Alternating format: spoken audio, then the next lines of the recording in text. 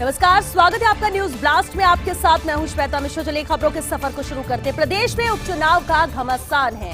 Congress BJP को लगाना पड़ रहा एड़ी चोटी का जोर। सहाड़ा और सुजानगढ़ में कमल खिलना नहीं दिख रहा है आसान। वही भाजपा ने पितौलिया को पक्ष में तो कर लिया, लेकिन सब कुछ सामान्य नहीं है। वही राजसमंद में कांग्रेस के समक्ष भी चुनौतियां कम नहीं है।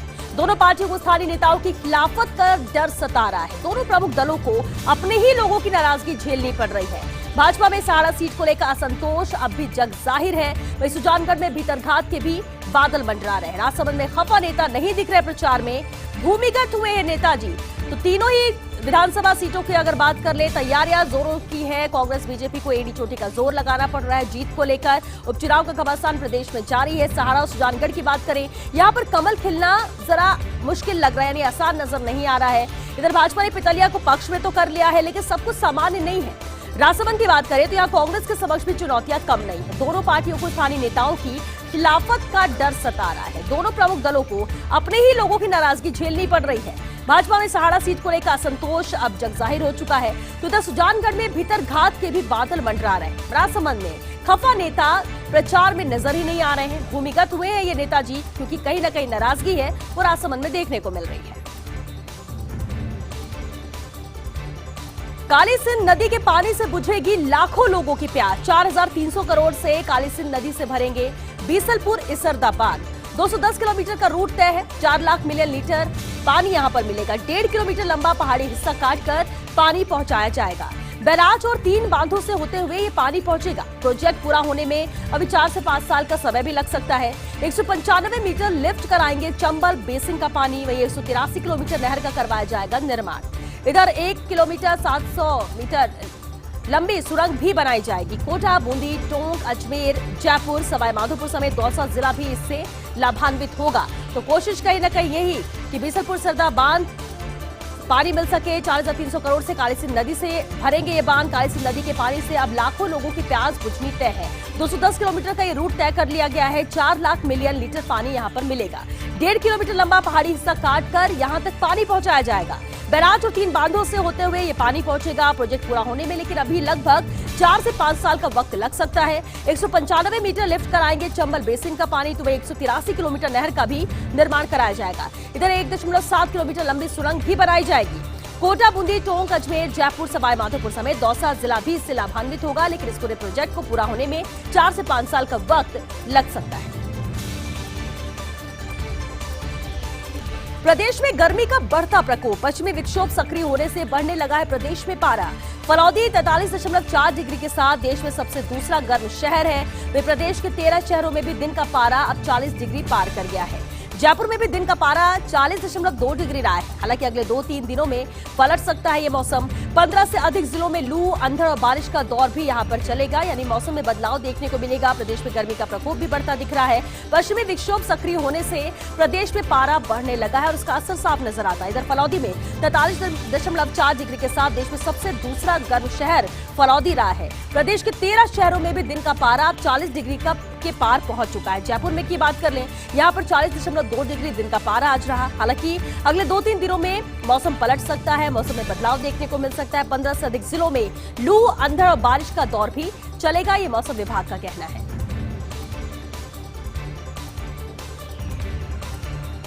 अब टिड्डी की टेरर की नो टेंशन। टिड्डी हमले का 1 साल पूरा हुआ है। 26 साल बाद पिछले साल 30 मार्च को आया था टिड्डी दल।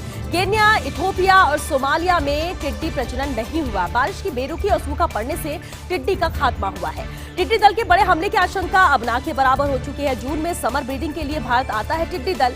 जून से लेकर नवंबर तक भारत में टिड्डी खतरा बना रहता है, लेकिन इस बार कह सकते हैं कि ये खतरा नहीं है। टिड्डी की टेरर की अब नो टेंशन, कोई टेंशन नजर नहीं आ रही, क्योंकि टिड्डी हमले का 1 साल पूरा हुआ है। 26 साल बाद पिछले साल 30 मार्च को टिड्डी दल आया था और कितनी परेशानी हुई थी, कितना नुकसान हुआ था, ये सबने देखा। केन्या, इथोपिया और सोमालिया में टिड्डी प्रजनन नहीं हुआ। बारिश की बेरुखी और सूखा पड़ने से टिड्डी का खात्मा हुआ है और टिड्डी दल के बड़े हमले की आशंका अब ना के बराबर हो चुकी है। जून में समर ब्रीडिंग के लिए भारत आता है टिड्डी दल। जून से लेकर नवंबर तक भारत में टिड्डी खतरा बना रहता है। केरल में मतदान से ठीक पहले केंद्र का अनुरोध। सुप्रीम कोर्ट से इसरो जासूसी मामला खोलने का यह अनुरोध है। जस्टिस डीके जैन कमेटी ने सुप्रीम कोर्ट को रिपोर्ट सौंपी थी। केरल पुलिस ने 1994 में दर्ज किया था मुकदमा। पद्म भूषण वैज्ञानिक नंबी नारायण गिरफ्तार भी किए गए थे और एक अन्य वैज्ञानिक शशि कुमारन पर भी आरोप लगे थे। मालदीव की 2 महिलाओं को गोपनीय दस्तावेज देने के आरोप थे और बाद में साबित हुआ कि नारायण को झूठा फंसाया गया। 2018 में सुप्रीम कोर्ट से 50 लाख रुपए मुआवजे का आदेश हुआ था। वैज्ञानिक को घेरने में थी 3 पुलिस अफसरों की अहम भूमिका। जस्टिस डीके जैन की कमेटी ने मामले की जांच की थी। रिपोर्ट का सीलबंद कवर खोलने का भी अनुरोध इस मामले को लेकर किया गया था। तो केरल में मतदान से ठीक पहले केंद्र का अनुरोध है। सुप्रीम कोर्ट से इसरो जासूसी मामला खोलने का अनुरोध यहां पर किया गया। जस्टिस डीके जैन कमेटी ने सुप्रीम कोर्ट को इसे लेकर रिपोर्ट सौंपी थी। केरल पुलिस ने 1994 में मुकदमा इसे लेकर दर्ज किया था। पद्म भूषण वैज्ञानिक नंबी नारायण गिरफ्तार भी किए गए थे। एक अन्य वैज्ञानिक शशि कुमारन पर भी इसे लेकर गंभीर आरोप लगे थे। मालदीव की 2 महिलाओं को गोपनीय दस्तावेज देने के आरोप इन पर थे। बाद में साबित हुआ कि नारायण को झूठा फंसाया गया था। 2018 में सुप्रीम कोर्ट से 50 लाख रुपए मुआवजे का आदेश था। वैज्ञानिक को घेरने में थी 3 पुलिस अफसरों की भूमिका। जस्टिस डीके जैन की कमेटी ने की थी मामले की जांच। वही रिपोर्ट का सीलबंद कवर खोलने का अनुरोध किया गया। इधर असम चुनाव में राजस्थानी तड़का, चुनावी रणनीति और प्रचार अभियान में राजस्थान की धमक दिख रही है। भाजपा व कांग्रेस के गठबंधन के लिए अहम रोल निभा रहे हैं। असम में मारवाड़ी कारोबारियों की राजनीति में कम संख्या के बावजूद पूरा दबदबा है। राजस्थानी नेताओं के इर्द गिर्द मंडरा रही है समूची चुनावी रणनीति। एआईसीसी के महासचिव भंवर जितेंद्र सिंह संभाले हैं असम प्रभारी के बागडोर। तो इधर कांग्रेस के राष्ट्रीय प्रवक्ता जोधपुर मूल के गौरव वल्लभ मॉनिटरिंग कर रहे हैं। सीएम गहलोत, गोविंद डोटासरा, मंत्री बीडी कल्ला भी 2 दिन असम के दौरे पर रहे। बीजेपी का वोट बैंक माने जाने वाले प्रवासी राजस्थानियों में सेंध लगाने की यहाँ पर कोशिश की जा रही है, क्योंकि ये जो प्रवासी राजस्थानी है बीजेपी का वोट बैंक माना जाता है। लेकिन असम चुनाव में राजस्थानी तड़का साफ नजर आ रहा है। चुनावी रणनीति और प्रचार अभियान में राजस्थान की धमक नजर आ रही है। भाजपा कांग्रेस के गठबंधन के लिए ये अहम रोल निभा रहे हैं। असम में मारवाड़ी कारोबारियों की राजनीति में कम संख्या के बावजूद पूरा दबदबा है। राजस्थानी नेताओं के इर्द गिर्द मंडरा रही है समूची चुनावी रणनीति। एआईसीसी के महासचिव भंवर जितेंद्र सिंह संभाले हैं असम प्रभारी की बागडोर। वहीं कांग्रेस के राष्ट्रीय प्रवक्ता जोधपुर मूल के गौरव वल्लभ मॉनिटरिंग कर रहे हैं। इधर सीएम गहलोत, गोविंद डोटासरा, मंत्री बीडी कल्ला भी 2 दिन असम के दौरे पर रहे। बीजेपी का वोट बैंक माने जाने वाले प्रवासी राजस्थानियों में सेंध लगाने की कांग्रेस की कोशिश है। अमित शाह का मिशन नक्सल नेस्तनाबूद। छत्तीसगढ़ में 2 हफ्तों के भीतर माओवादियों के 2 हमले। दोनों हमलों में 27 जवान शहीद हुए, 46 घायल हुए। गृह मंत्री अमित शाह ने बीजापुर हमले के बाद इसे लेकर जायजा भी लिया। सोमवार को सभी कार्यक्रम छोड़ रायपुर पहुंचे थे अमित शाह। केंद्रीय गृह मंत्री अमित शाह ने संकेत भी दिए 1 महीने के भीतर नक्सलियों को मुंहतोड़ जवाब देंगे। बैठक में मुख्यमंत्री भूपेश बघेल भी मौजूद थे और अब पुख्ता तौर पर होगा नक्सलियों के खिलाफ एक्शन। शाह ने कहा था व्यर्थ नहीं जाएगा जवानों का बलिदान और अब पुख्ता तौर पर एक्शन लिया जाएगा इन पर। अमित शाह के मिशन नक्सल नेस्तनाबूद, जहां पर छत्तीसगढ़ में 2 हफ्तों के भीतर माओवादियों के 2 हमले यहां पर हुए। दोनों हमलों में 27 जवान जहां हमारे शहीद हुए, वहीं 46 जवान घायल भी हुए। गृह मंत्री अमित शाह ने बीजापुर हमले के बाद जायजा लिया। सोमवार को सभी कार्यक्रम को छोड़कर रायपुर पहुंचे थे गृह मंत्री अमित शाह। केंद्रीय गृह मंत्री अमित शाह ने इसे लेकर संकेत भी दिए और 1 महीने के भीतर नक्सलियों को मुंहतोड़ जवाब देंगे। उन्होंने कहा वही बैठक में मुख्यमंत्री भूपेश बघेल भी मौजूद थे। अब पुख्ता तौर पर नक्सलियों के खिलाफ एक्शन होगा। साथ ही शाह ने कहा था व्यर्थ नहीं जाएगा जवानों का बलिदान, यानी ये तय है कि अब पुख्ता तौर पर एक्शन इन पर लिया जाएगा और सफाया किया जाएगा नक्सलियों पर। नक्सलियों का केंद्र बस्तर, वहां से 3 राज्यों से सीधा संपर्क है। छत्तीसगढ़, महाराष्ट्र, तेलंगाना, ओडिशा तक एक कॉरिडोर है। एक जगह वारदात के बाद दूसरे राज्य में चले जाते हैं ये नक्सली। बस्तर संभाग के आधे हिस्से में नक्सलियों की किलेबंदी है। सुकमा के जंगलों में सक्रिय रहते हैं माओवादी कमांडर। इधर तेलंगाना और ओडिशा से लगती है सुकमा की सीमाएं। बीजापुर हमले का मास्टरमाइंड बताया जाता है हिडमा। माओवादी मिलिट्री कमांडर हिडमा को पकड़ने के यहाँ पर प्रयास किए जा रहे हैं कि इसे गिरफ्त में लिया जाए, इसे पकड़ा जाए। लेकिन नक्सलियों का केंद्र बस्तर है, वहां से 3 राज्यों से सीधा संपर्क रहता है। छत्तीसगढ़, महाराष्ट्र, तेलंगाना, ओडिशा तक एक कॉरिडोर है। एक जगह वारदात करने के बाद दूसरे राज्य में ये नक्सली चले जाते हैं। बस्तर संभाग के आधे हिस्से में नक्सलियों की किलेबंदी है। सुकमा के जंगलों में भी माओवादी कमांडर सक्रिय रहते हैं। तेलंगाना और ओडिशा से लगती है सुकमा की सीमाएं। वहीं बीजापुर हमले का मास्टरमाइंड भी हिडमा बताया जाता है। माओवादी मिलिट्री कमांडर हिडमा को पकड़ने के प्रयास किए जा रहे हैं। सीबीआई में फरवरी से नियमित निदेशक नहीं, कार्यवाहक निदेशक संभाल रहे हैं सीबीआई का प्रभार। सुप्रीम कोर्ट ने केंद्र सरकार से कहा है सीबीआई में नियमित निदेशक की नियुक्ति जरूरी है। सॉलिसिटर जनरल ने केंद्र सरकार की तरफ से कहा कि केंद्र सरकार अभी विधानसभा चुनावों में व्यस्त है। चुनाव के बाद होगी नियमित सीबीआई निदेशक की नियुक्ति। 2 मई के बाद होगी चयन समिति की बैठक। ये भी तय माना जा रहा है चयन समिति की बैठक 2 मई के बाद होगी। 2 मई को परिणाम आने विधानसभा चुनाव के। सीबीआई में फरवरी से नियमित निदेशक नहीं है, कार्यवाहक निदेशक ही सीबीआई का प्रभार संभाल रहे हैं। सुप्रीम कोर्ट ने केंद्र सरकार से कहा है कि सीबीआई में नियमित निदेशक की नियुक्ति जरूरी है। सॉलिसिटर जनरल ने केंद्र सरकार की तरफ से कहा कि केंद्र सरकार अभी विधानसभा चुनावों में व्यस्त है। चुनाव के बाद नियमित सीबीआई निदेशक की नियुक्ति की जाएगी। 2 मई के बाद यानी चयन समिति की बैठक होगी और उसके बाद नियुक्ति दी जाएगी। रणथंभौर के 103 किलोमीटर क्षेत्र में पर्यटक पहुंच नहीं है। इस क्षेत्र के लिए नए पर्यटन मार्गों की पहचान यहां पर की जा रही है। रणथंभौर नेशनल पार्क के पर्यटकों के लिए 5 नए जोन बने हैं। बाघ संरक्षण योजना के तहत 5 नए सफारी रूट हैं। जोन 11 धोली बावड़ी से गिलाई सागर तक 22 किलोमीटर, जोन 12 गिलाई सागर से चिंदाली तक 21 किलोमीटर का ये रूट है। जोन 13 की बात कर ले, यहाँ किला खंडार से रानी कुंड तक 20 किलोमीटर का रूट। तो जोन 14 में झूमर बावड़ी से खांडोस तक का ये 20 किलोमीटर का रूट है। इधर जोन 15 में भादलाव से न्यू रेंज तलाड़ा तक का 20 किलोमीटर का ये रूट है। प्रशासन का अभ्यारण्य में 5 नए मार्ग बनाने का प्रस्ताव यहाँ पर है कि यहाँ 5 नए मार्ग बनाए जाएं, क्योंकि रणथंभौर के 103 किलोमीटर का ये क्षेत्र है जहाँ पर्यटकों की पहुंच नहीं है। पर्यटक यहाँ नहीं जा सकते हैं क्योंकि यहाँ पर रूट नहीं बना हुआ है और इस क्षेत्र के लिए नए पर्यटन मार्गों की पहचान की जा रही है। रणथंभौर नेशनल पार्क में पर्यटकों के लिए 5 नए जोन बनाए जा रहे हैं। बाघ संरक्षण योजना के तहत 5 नए सफारी रूट बनाए जा रहे हैं। जोन 11 जहां धोली बावड़ी से गिलाई सागर तक का ये 22 किलोमीटर का रूट है। जोन 12 जहां गिलाई सागर से चिंदाली तक का ये 21 किलोमीटर का रूट रहेगा। जोन 13 किला खंडार से रानीकुंड तक का 20 किलोमीटर का ये जोन है। जोन 14 झूमर बावड़ी से खांडोस तक 20 किलोमीटर का ये रूट रहेगा इस जोन में। तो जोन 15 में भादलाव से न्यू रेंज तलाड़ा तक 20 किलोमीटर का ये पूरा रूट रहेगा। प्रशासन का अभ्यारण्य में 5 नए मार्ग बनाने का प्रस्ताव है। एसबीआई का होम लोन हुआ है महंगा। 6.70% से बढ़कर 6.95% हो गई है न्यूनतम ब्याज दर। 1 अप्रैल 2021 से लागू हो गई है नई दरें। इसके अलावा लोन पर देनी होगी प्रोसेसिंग फीस भी। विशेष ऑफर के तहत 31 मार्च तक माफ किया है इसे। लोन पर 0.40% की प्रोसेसिंग फीस भी यहां पर देनी होगी। तो एसबीआई का होम लोन अब महंगा हुआ है। 6.70% से बढ़कर 6.95% न्यूनतम ब्याज दर यहां पर हो गई। 1 अप्रैल 2021 से लागू होगी ये नई दरें। इसके अलावा लोन पर देनी होगी प्रोसेसिंग फीस भी। विशेष ऑफर के तहत 31 मार्च तक माफ किया है इसे। लोन पर 0.40% की प्रोसेसिंग फीस देनी होगी।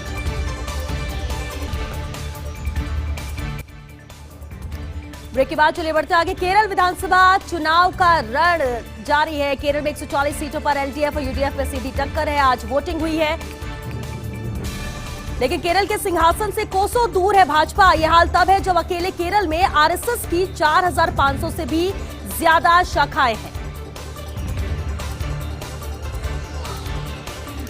बंगाल में महिला वोटर कर सकती है खेला। बंगाल में महिला मतदाताओं की संख्या में बढ़ोतरी हुई है। विधानसभा चुनाव नतीजों में अहम भूमिका निभा सकती है। बंगाल में महिला मतदाताओं की संख्या 49% से ज्यादा है। अन्य राज्यों के मुकाबले महिलाओं के चुनाव प्रक्रिया में भागीदारी काफी ज्यादा है। टीएमसी और भाजपा महिला मतदाताओं को लुभाने के लिए एड़ी चोटी का जोर लगा रही है। भाजपा को महिलाओं के वोट मिलने की उम्मीद है।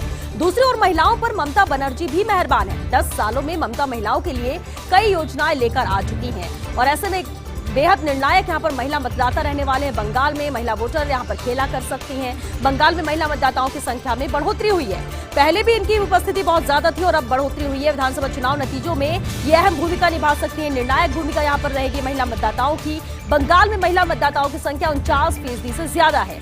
अन्य राज्यों के मुकाबले महिलाओं की चुनाव प्रक्रिया में भागीदारी काफी ज्यादा रही है।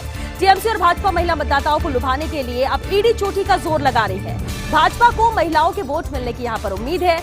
दूसरी ओर महिलाओं पर ममता बनर्जी भी मेहरबान नजर आ रही है। 10 सालों में ममता महिलाओं के लिए कई योजनाएं लेकर आई। महाविकास अघाड़ी की हिचकोले खाती रैया। शरद पवार की राजनीति पर कांग्रेस में मंथन चल रहा है। सोनिया गांधी अभी भी पर्दे के पीछे से सक्रिय हैं। इस समय उनकी सबसे बड़ी चिंता शरद पवार की सियासत है। जानकार सूत्रों ने इसे लेकर संकेत दिए हैं। पिछले दिनों पवार की बेटी सुप्रिया सूले की सोनिया से मुलाकात हुई थी। सोनिया ने सुप्रिया से जानना चाहा था भाजपा या यूपीए को लेकर पवार का स्टैंड क्या है। तब सुप्रिया ने सोनिया को विश्वास दिलाया था कि पवार कांग्रेस नेतृत्व वाले यूपीए के साथ ही हैं और पवार का यूपीए से अलग होने का कोई इरादा नहीं है। ये आश्वस्त सुप्रिया सुले ने किया। सोनिया गांधी को जब मुलाकात दोनों के बीच हुई, महाविकास अघाड़ी की कोले खाती नहीं आई। ये साफ नजर आ रहा है महाराष्ट्र में जिस तरह से देखने को मिलता है। शरद पवार की राजनीति पर कांग्रेस में मंथन चल रहा है। लगातार इसे लेकर कांग्रेस के अंदर भी चर्चाएं हैं। सोनिया गांधी अभी भी पर्दे के पीछे से सक्रिय हैं और इस समय उनकी सबसे बड़ी चिंता शरद पवार की सियासत है।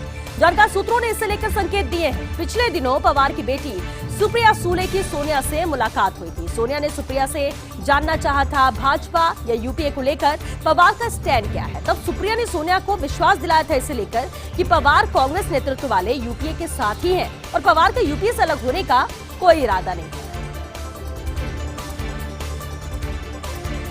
सदन की गरिमा का दोहरा मानदंड। बिहार और ओडिशा में सदन की गरिमा भाजपा के लिए अलग अलग है। बिहार में बजट सत्र में पुलिस बिल का विरोध करना आरजेडी को भारी पड़ा है। आरजेडी विधायकों को बाहर निकालने के लिए मार्शल रैपिड एक्शन फोर्स बुलाई गई है। आरजेडी विधायकों की पिटाई पर भाजपा ने तर्क दिया कि स्पीकर की बचाई है गरिमा, लेकिन जब भाजपा विधायकों ने ओडिशा में स्पीकर पर जूते चप्पल फेंके तब क्या हुआ। ओडिशा में लोकायुक्त बिल आनन फानन में पास कराया जा रहा था और ऐसे में भाजपा विधायक भड़क गए और स्पीकर पर हमला कर दिया। हालांकि स्पीकर सूरज नारायण ने 3 विधायकों को इसे लेकर निलंबित भी कर दिया, यानी एक्शन इन विधायकों पर लिया गया है। तो सदन की गरिमा का दोहरा मानदंड है। बिहार ओडिशा में सदन की गरिमा भाजपा के लिए अलग अलग है। बिहार में बजट सत्र में पुलिस बिल का विरोध करना आरजेडी को भारी पड़ा था। आरजेडी विधायकों को बाहर निकालने के लिए मार्शल रैपिड एक्शन फोर्स बुलाई गई थी। आरजेडी विधायकों की पिटाई पर भाजपा ने तर्क दिया कि स्पीकर की बचाई है गरिमा, लेकिन जब भाजपा विधायकों ने ओडिशा में स्पीकर पर जूते चप्पल फेंके तब क्या हुआ। ओडिशा में लोकायुक्त बिल आनन फानन में पास कराया जा रहा था और ऐसे में भाजपा विधायक भड़क गए और स्पीकर पर हमला कर दिया। हालांकि स्पीकर सूरज नारायण ने 3 विधायकों को इसे लेकर निलंबित कर दिया है। 5 राज्यों में चुनावी घमासान। भाजपा चुनाव के बीच भी तोड़ने लगी है उम्मीदवार। भाजपा ऐसा कर रही है जिसकी भारतीय राजनीति में कल्पना नहीं की जाती थी। भाजपा ने बंगाल में ऐसे लोगों को टिकट दे दिए जो पार्टी में थे ही नहीं। उम्मीदवारों की घोषणा के बाद 2 लोगों ने लौटाई है टिकट। पहले बंगाल में भाजपा ने टीएमसी कांग्रेस नेताओं को दिया थोक के भाव में टिकट। अब असम में बीपीएफ के उम्मीदवार को 1 हफ्ते पहले जोड़कर टिकट दिया है। ऐसे संभवतः पहले कभी नहीं हुआ कि उम्मीदवार चुनाव के बीच में दूसरी पार्टी में चला जाए। हालांकि बीपीएफ की शिकायत पर कोई सुनवाई नहीं हुई और अब थक हारकर पार्टी ने सुप्रीम कोर्ट में याचिका लगाई है इसे लेकर, क्योंकि कहीं पर भी कोई सुनवाई होती नजर नहीं आ रही है। तो 5 राज्यों में चुनावी घमासान जारी है। जिस तरह से आज तीसरे चरण का मतदान था, भाजपा चुनाव के बीच में अब तोड़ने लगी है उम्मीदवार। भाजपा ऐसा कर रही है जिसकी भारतीय राजनीति में कल्पना नहीं की जाती थी। भाजपा ने बंगाल में ऐसे लोगों को टिकट दे दिए थे जो पार्टी में थे ही नहीं। उम्मीदवारों की घोषणा के बाद 2 लोगों ने टिकट लौटाई है। पहले बंगाल में भाजपा ने टीएमसी कांग्रेस नेताओं को दिया थोक के भाव में टिकट। अब असम में बीपीएफ के उम्मीदवार को 1 हफ्ते पहले तोड़कर टिकट दिया है और ऐसा संभवतः पहले कहीं नहीं हुआ है कि उम्मीदवार चुनाव के बीच में दूसरी पार्टी में चला जाए। हालांकि बीपीएफ की शिकायत पर कोई सुनवाई भी नहीं हुई है और अब थक हारकर पार्टी ने सुप्रीम कोर्ट में याचिका लगाई है। कोरोना से गर्त में इकोनॉमी। कोविड की दूसरी लहर से इकोनॉमिक रिकवरी में रुकावट है। Consumer goods, auto, apparel segment को झटका लगा है। महाराष्ट्र में पाबंदी लगने से गुड़ी पड़वा पर कारोबार ठप हुआ है। महाराष्ट्र में $5 बिलियन के बिजनेस का नुकसान हुआ है। नवरात्रि के मौके पर ऑटो कंपनियों ने भारी बुकिंग की है। देश में वाहनों की कुल बिक्री में 10% महाराष्ट्र में है और महाराष्ट्र के बड़े त्योहार के दौरान कारोबार को झटका लगा है। गत वर्ष भी कोरोना के कारण इकोनॉमी लग चुका है गहरा झटका और इस बार भी ये झटका लगा। झारखंड पर केंद्र की मेहरबानी के मायने। केंद्र सरकार राज्य के सड़क निर्माण विभाग को देगी 5000 करोड़। पिछले दिनों एक कार्यक्रम में केंद्रीय मंत्री नितिन गडकरी ने मेहरबानी दिखाई। मुख्यमंत्री जमीन अधिग्रहण और वन व पर्यावरण की मंजूरी कराई है। तो वो झारखंड की सड़कों को 3 साल में पश्चिमी यूरोप और अमेरिका की तरह बना देंगे। लेकिन केंद्र सरकार की ऐसी मेहरबानी से कांग्रेस नेताओं के कान खड़े हुए हैं, क्योंकि झारखंड में अभी जेएमएम और कांग्रेस की पूर्ण बहुमत की सरकार है। इसके बावजूद राज्य में सरकार गिरने की चर्चाओं का क्या आधार है। हालांकि जेएमएम के नेताओं ने भाजपा के साथ जाने की संभावना से इनकार किया। भाजपा के नेता भरोसे कह रहे हैं कि बंगाल चुनाव के बाद नई कहानी होगी। ये भाजपा के नेता के भरोसे इस तरह के बयान भी सामने आ रहे हैं। और चलिए 6 न्यूज ब्लास्ट में फिलहाल के लिए इतना ही। नमस्कार।